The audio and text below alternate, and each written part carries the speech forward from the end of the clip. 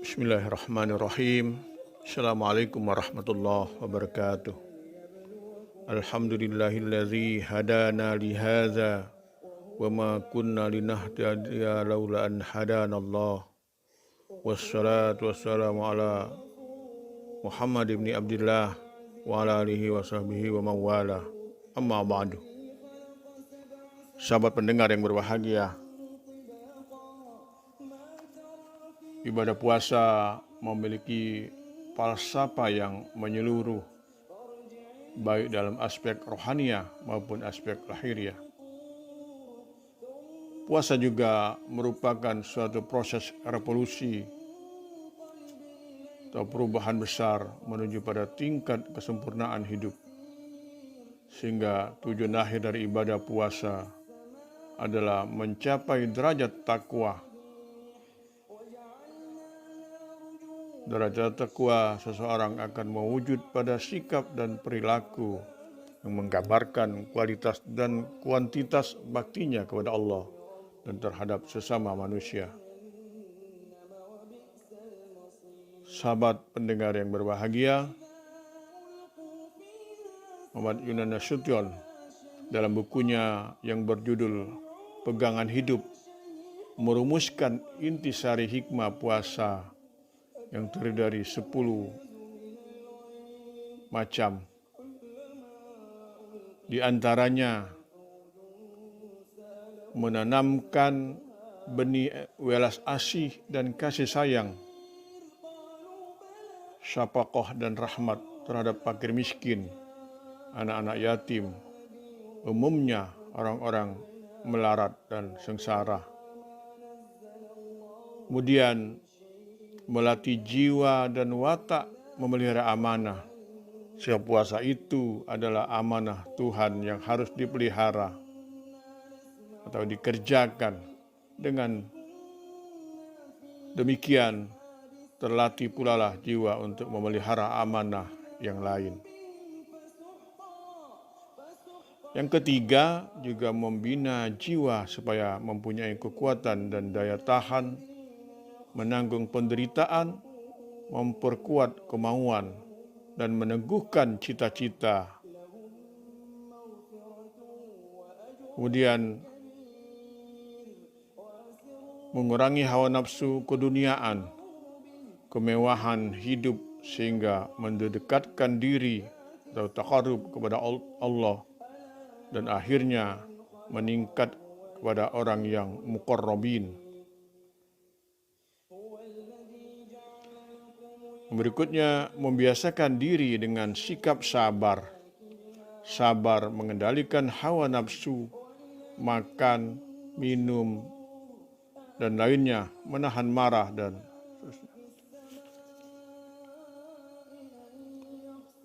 berikutnya juga menghidupkan kekuatan pikiran dan kekuatan lain yang hanya dapat dicapai dengan kekuatan hati atau basyirah. Sahabat pendengar yang berbahagia, intisari hikmah yang tadi saya sampaikan mencakup dimensi individual dan sosial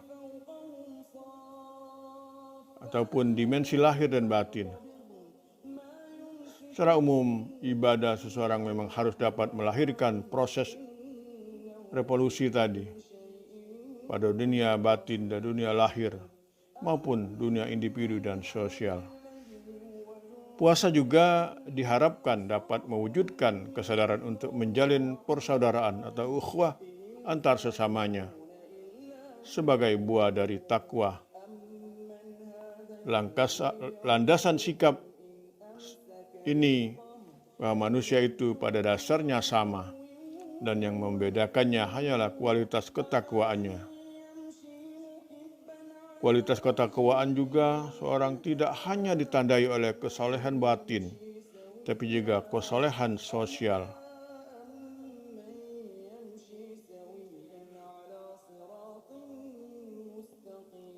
Sahabat pendengar yang berbahagia, puasa juga diharapkan dapat melahirkan kesadaran konkret terhadap orang lain,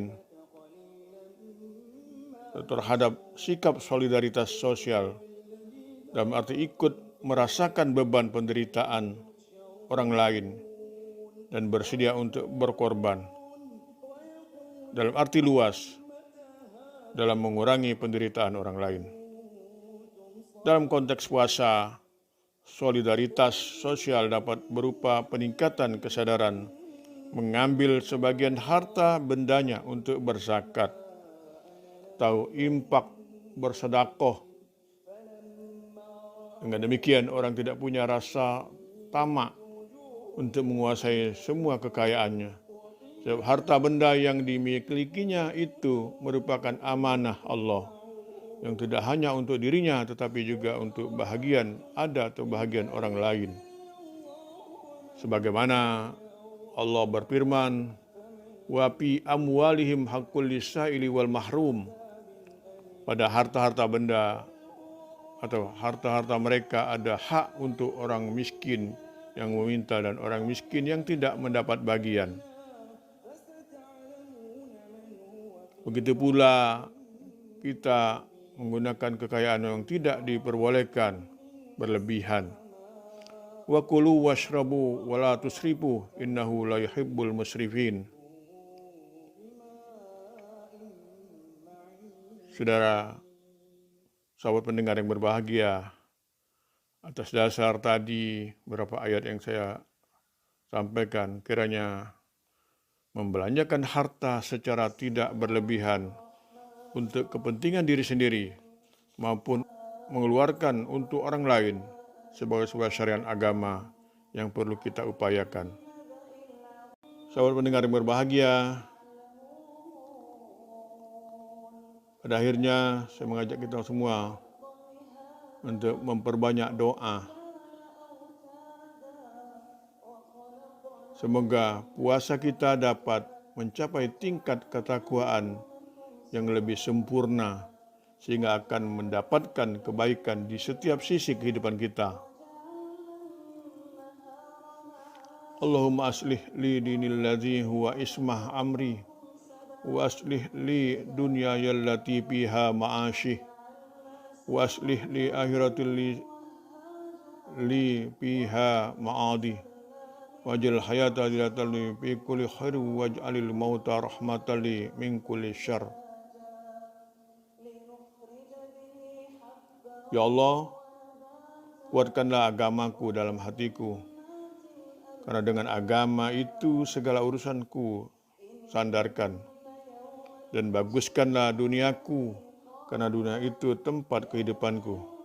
Kemudian baguskanlah akhiratku, karena kesanalah aku menuju. Dan jadikanlah hidup sebagai tambahan kebajikan bagiku. Kemudian jadikanlah mati itu sebagai perpisahan dengan segala kejahatan. Nasru minallah wa fathun qarib. Wassalamualaikum warahmatullahi wabarakatuh.